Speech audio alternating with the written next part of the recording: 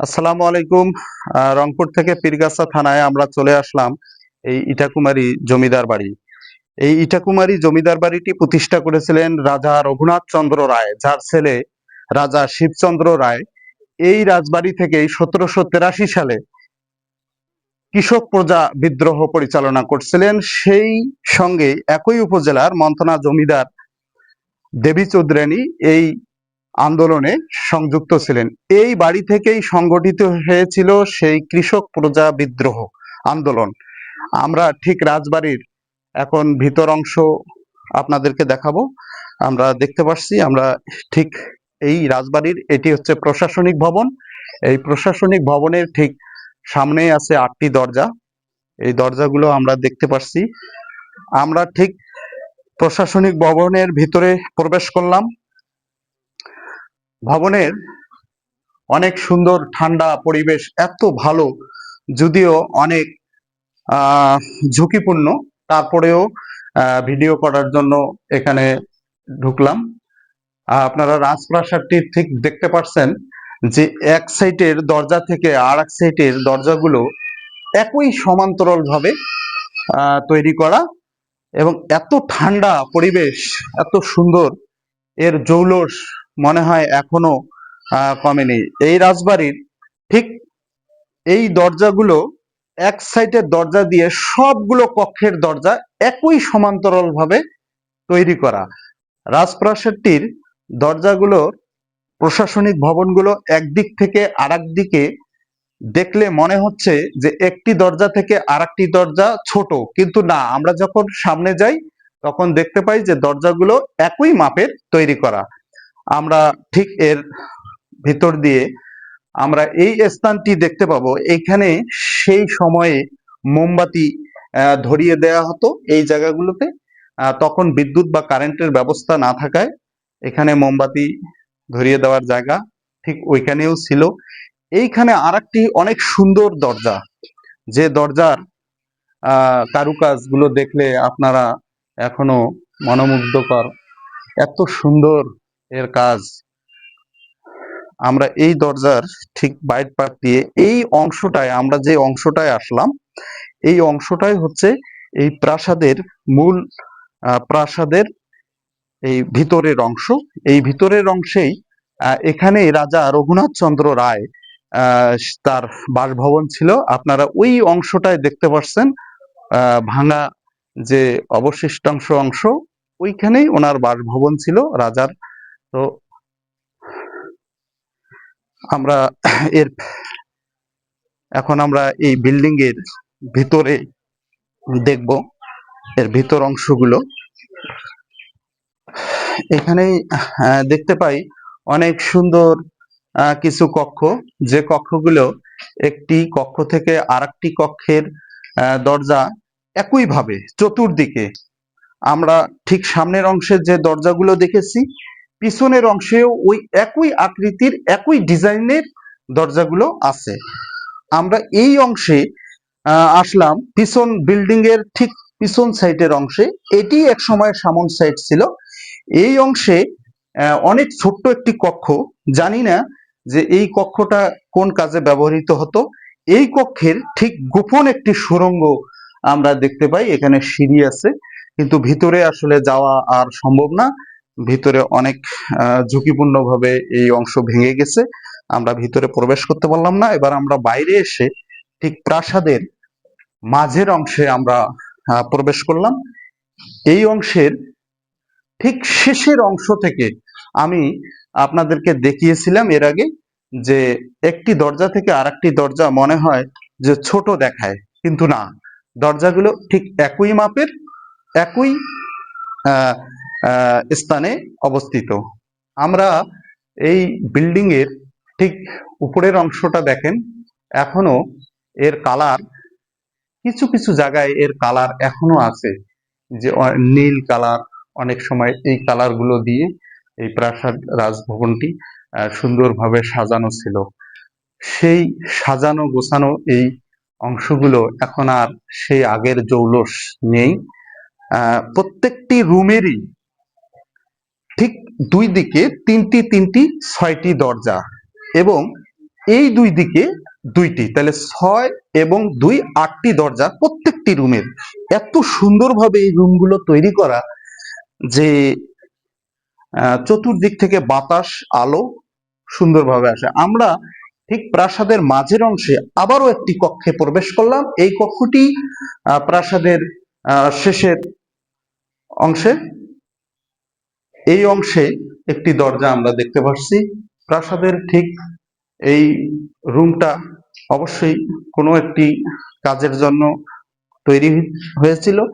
আমরা এখানেও দেখতে পাচ্ছি মোমবাতি ধরিয়ে দেওয়ার একটি অংশ এখনো এই জায়গাটি অক্ষত আছে। মোমবাতি এখানেই ধরিয়ে দেওয়া হতো। আমরা চলে যাব এই প্রাসাদের রাজপ্রাসাদটির ঠিক বারান্দায়, যেখানে প্রথম থেকেই শুরু করেছিলাম। আমার এই বারান্দার অংশে আপনারা উপরে দেখবেন আমার মাথার উপরে কিছু অংশ ধসে পড়েছে।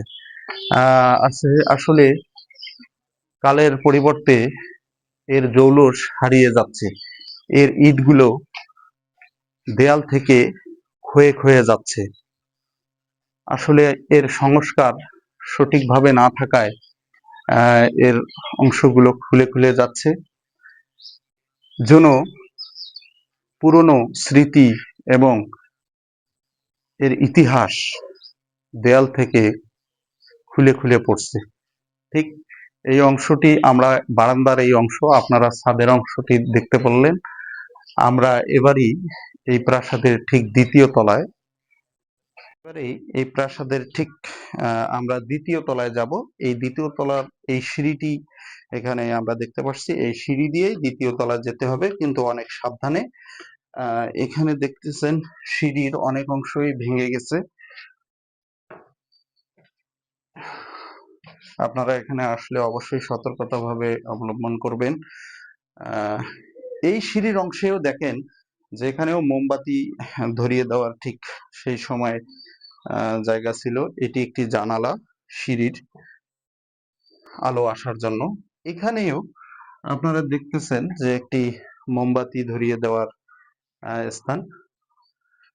ঠিক এইভাবেই আমরা দ্বিতীয় তলায় প্রাসাদের উঠলাম। এই দ্বিতীয় তলায় কিছু কক্ষ আমরা দেখব, যদিও এর ছাদটি অনেক ঝুঁকিপূর্ণ। এই ছাদের অংশে আমরা দেখতেছি যে ভেঙে যাওয়া, এটি পুরো এই প্রাসাদটির ছাদ। এই অংশেই একটি আবারও অনেক ছোট কক্ষ। এই কক্ষেরও এই একই ডিজাইন, জানালা। এদিক দিয়েই ঠিক একটি জানালার মতো ছিল, এখন এটি ভেঙে গেছে। আমরা এই রুমেও দেখতে পাচ্ছি যে তিনটি জানালা আছে। এরপরে এইটি মাঝের দ্বিতীয় তলায়, এটি মাঝের কক্ষ। এই কক্ষের ঠিক পাশেই আরেকটি কক্ষ। এই কক্ষেরও ঠিক জানালা এদিকে দুটি, এদিকে একটি, আবার দরজা ছিল দুটি। এত জানালা এবং দরজা যে রুমগুলোতে আলো বাতাস ঢোকার জন্য যথেষ্ট। আমরা দ্বিতীয় তলায় ঠিক এই অংশটা, দ্বিতীয় তলায় এই অংশটা,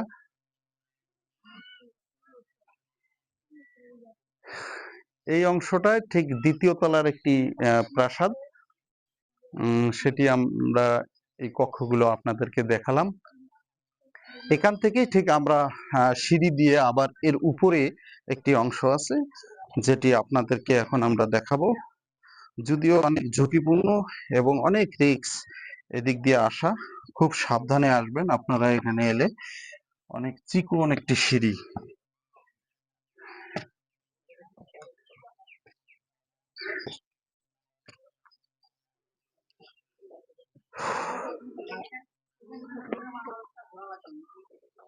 এই সিঁড়ি দিয়েই আসলে উঠলাম।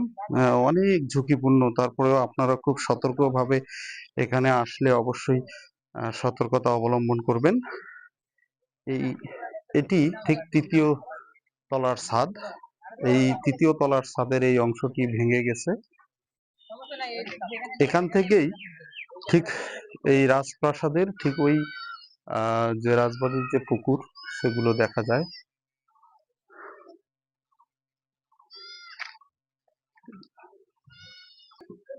আমরা ঠিক এবার এই প্রাসাদের তৃতীয় তলা থেকে নামতেছি। অনেক সাবধানে আপনারা এখানে আসলে নামবেন। সিঁড়িগুলোর কিছু কিছু অংশ ভেঙে গেছে, তারপরেও অনেক ভালো আছে এখনো। আমরা এখন ঠিক তৃতীয় তলার ছাদ থেকে দ্বিতীয় তলা থেকে আমরা ঠিক প্রাসাদের মূল ভবনের নিচতলায় আসলাম। এখান থেকেই আমরা এখন আপনাদেরকে দেখাবো রাজা রঘুনাথ চন্দ্র রায়ের সেই মন্দির। চলে আসলাম এই রাজপ্রাসাদের ঠিক পাশেই এই প্রাচীন গাছটি, যে গাছের নাম কাঠগোলাপ গাছ। এটি প্রায় ৩০০ বছরের বেশি এর এই গাছটির বয়স। আমরা দেখতেছি এই গাছটি বাংলাদেশের ইতিহাসে এই গাছটি অনেক নিদর্শন বহন করে। আমি শুনেছি যে এই রাজপ্রাসাদটি যখন একদম মুখরিত ছিল, এই গাছটি সেই আমলের। আমরা ঠিক এই অংশ থেকে এবার রাজা রঘুনাথ চন্দ্র রায় এবং রাজা শিবচন্দ্র রায় যে স্থানটিতে পুজো করতেন, রাজা রঘুনাথ চন্দ্র রায় এবং তার ছেলে রাজা শিবচন্দ্র রায় এই মন্দিরটিতেই ঠিক পুজো করতেন। মন্দিরের দুটি অংশ, এটি একটি অংশ, আবার আমার ঠিক ডান দিকে এই ভেঙে দেওয়া অংশটি, এটিও একটি মন্দিরের অংশ ছিল। তো আমরা শুরুতেই এই মন্দিরের অংশটি আপনাদের সামনে উপস্থাপন করব, দেখাবো। মন্দিরের ঠিক ভিতরেই প্রবেশ করলাম, অনেক ভয় লাগতেছে, অন্ধকার।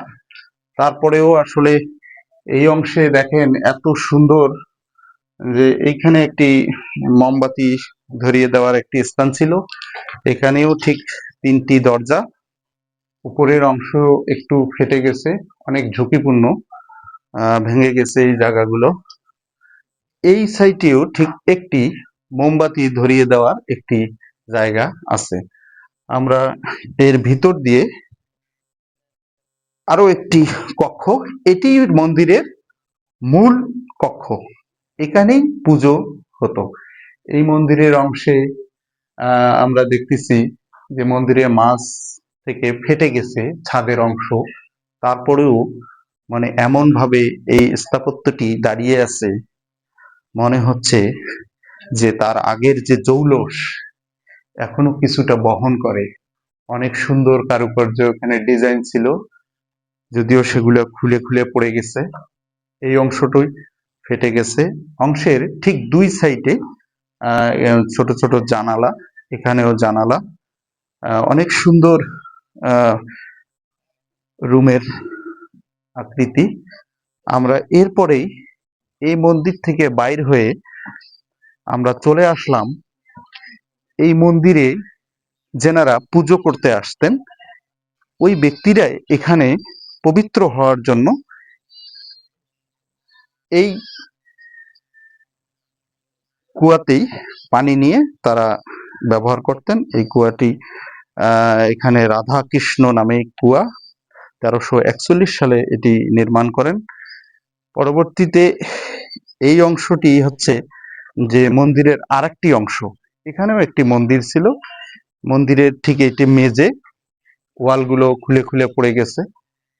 এর কিছু অংশ এখনো আমরা দেখতেছি যে এর আগের স্মৃতি যেন খুলে খুলে পড়ে যাচ্ছে।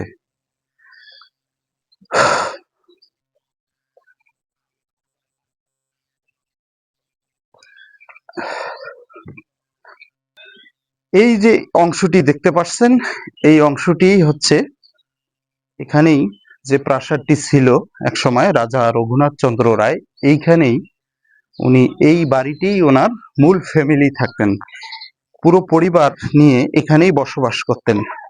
রাজা শিবচন্দ্র রায় তার যে ছেলে, তিনিও এই বাড়িতেই ছিলেন। এই অংশের এই রাজপ্রাসাদের এই অংশটি আবারও একটি কুয়া আমরা দেখতে পাচ্ছি। এই কুয়া থেকেই তারা পানি তুলে ব্যবহার করতেন। এই সেই কুয়া, কিছু ধ্বংস অবশেষ এখনো সাইটে আছে। এটি প্রাচীর সম্ভবত, এটি একটি প্রাসাদের অংশ ছিল। এই অংশটি আমরা দেখতে পাচ্ছি যে এখনো আছে।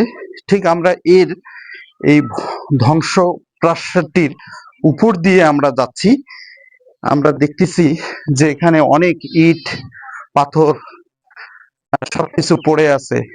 এটি যে একটি প্রাসাদ ছিল সেটির প্রমাণ এখনো আমরা এখানে দেখতে পাই।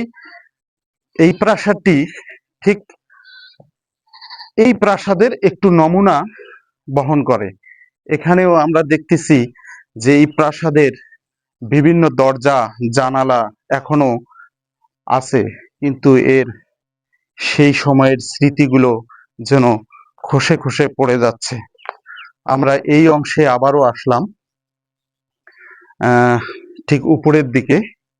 এটি প্রাসাদের কোনো এক কক্ষ ছিল। রাজা রঘুনাথ চন্দ্র রায় এই বাড়িতেই থাকতেন তার পরিবার নিয়ে। তার ছেলে রাজা শিবচন্দ্র রায় এই বাড়ি থেকেই তিনি বড় হয়েছেন। আমরা এই প্রাসাদের ভিতরের অংশে আমরা দেখতেছি যে অনেক কিছু খসে খসে পড়ে গেছে, কিন্তু এর সৌন্দর্য কিছু নকশা এখনো দেখা যাচ্ছে, খুব অল্প পরিমাণ। আমরা প্রাসাদের ঠিক সামন দিয়ে আমরা এবার হেঁটে নিচ দিয়ে প্রাসাদটির চতুর্দিকে ঘুরিয়ে দেখাবো আপনাদেরকে। অবশ্যই আপনারা যখন এখানে আসবেন সতর্কতা অবলম্বন করবেন, এখানে অনেক ঝুঁকিপূর্ণ। এই অংশটায় আপনাদেরকে আমি দেখাই যে এই প্রাসাদটির এই অংশটিকে দেখলে মনে হচ্ছে এটি একটি দরজা, কিন্তু আসলেই না। এটি ঠিক প্রাসাদের দরজার মতো করে ডিজাইন তৈরি করা। এটি একটি দরজা, এটি একটি দরজা, একই সঙ্গে দুটি দরজার ডিজাইন করা হয়েছিল। এই ডিজাইনগুলো এখনো একটু অক্ষত আছে, আর মনে হচ্ছে যে এটি একটি কাঠের দরজা। আর এই অংশের ডিজাইনগুলো খুলে খুলে পড়ে গেছে। আমরা ঠিক এর সাইড দিয়ে আবারও যাচ্ছি। এখানে দেখতেছেন যে এই অংশের এই অংশ দিয়ে একটি দরজা ছিল। উপরে ছাদের উপরেই হয়তো বিল্ডিং, আবারও কোনো রুম বা কক্ষ নির্মাণ ছিল। অনেক উঁচু হয়ে গেছে। এই অংশে দিয়ে এসে আমরা দেখলাম যে এখানেও একটি রুম, এখানে একটি কক্ষ ছিল। এই কক্ষের অনেক কিছু ভেঙে গেছে, আগের মতো আর নাই। এরপরে আমরা পিছন দিক থেকে এসে আমরা দেখতে পেলাম যে এই প্রাসাদটির অনেক ওয়াল, যে কত দেয়ালগুলো কত মোটা মোটা। এই এই সেই রুম, যে ডিজাইনগুলো এখনো কিছু কিছু জায়গায় আছে। এই রুমের এটি পেছন সাইড, এটি একটি দরজা রুমের, এটিও একটি রুমের দরজা। এটি সম্ভবত একটি জানালা ছিল। এই অংশ থেকেই আমরা দেখতে পাই যে এর অনেক অংশ আজকে কালের পরিবর্তে বিলীন হয়ে গেছে। এই অংশে আমরা যে পুকুরগুলো দেখতে পাচ্ছি, এই পুকুরগুলোই হচ্ছে এই ইটাকুমারী জমিদার বাড়ির এই পুকুর। সেই পুকুরগুলো আমরা দেখতে পাই, অনেকগুলো পুকুর এখনো আছে। সেই সময়ের কিছু গাছ এখনো আছে, যে গাছগুলো এই জমিদার বাড়ির সাক্ষী বহন করে। এখানকার এটি একটি পুরানা গাছ। আমরা আরো একটি পুকুর দেখতে পাচ্ছি, অনেক বড় পুকুর। এই জমিদার বাড়ির এই পুকুরটিও অনেক বড়। জমিদার বাড়ির এলাকাটি অনেক বড় ছিল, কিন্তু বর্তমানে এখানকার প্রভাবশালী লোকদের কারণে তারা এগুলো অনেক জমি দখল করে নিয়েছে। এই অংশে একটি পুকুর, তার সামনে আর একটি পুকুর। আমরা এই এলাকাটি অনেক বড় একটি এলাকা, যদিও এখানে অনেক ব্যক্তিরা এখন এর আশপাশ বাড়ি ঘর তৈরি করছে, কিন্তু একটি সময় ছিল যে এখানে কোনো বাড়ি ঘর ছিল না, এটি সমস্ত ইটাকুমারী জমিদার বাড়ির একটি এরিয়া ছিল। যে এরিয়াতেই প্রবেশ করতে গেলে অবশ্যই সেখানে অনেক উজির নাজির সৈন্য পাহারা ছিলেন, যদিও এখন আর কেউ নেই। আমরা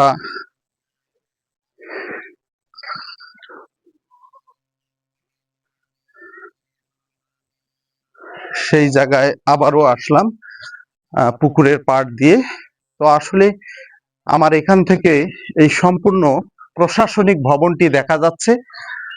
এখানে মন্দির, পাশে দুটো মন্দির, ওখানে প্রশাসনিক ভবন, পাশেই রাজা রঘুনাথ চন্দ্র রায় এবং রাজা শিবচন্দ্র রায় যেই বাসায় তার পরিবার নিয়ে জীবনযাপন করতেন, সেই ধ্বংসাবশেষ প্রাসাদের অংশ।